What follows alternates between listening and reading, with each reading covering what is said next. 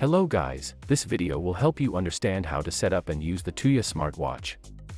Stay with me to see how it works. 3 setting steps. Connect the Tuya Smartwatch to your phone. Set up the smart home scene on the mobile phone. Control the smart home device on the watch. Open the Tuya app and tap the plus icon in the upper right corner. Tap Add Device and select Watch/Wristband, BLE, in the Exercise and Health section. Confirm that the indicator on your watch is blinking, then tap Next. Pair your Tuya smartwatch with your phone by following the instructions in the app. To control smart home devices with your Tuya smartwatch, you will need to create a scene in the Tuya app.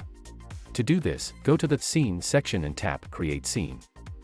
Select the device you want to control, such as a light bulb or air conditioner, and choose the desired function, such as On or OFF.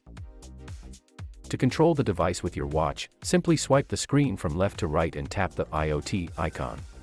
You'll see the Switch On and Switch OFF options, which you can use to control the device. There you have it.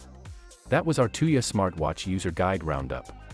If you like some more information, head on over to www.tuya-smartwatch.com, and if you like to see more in-depth videos, and make sure to subscribe to our channel.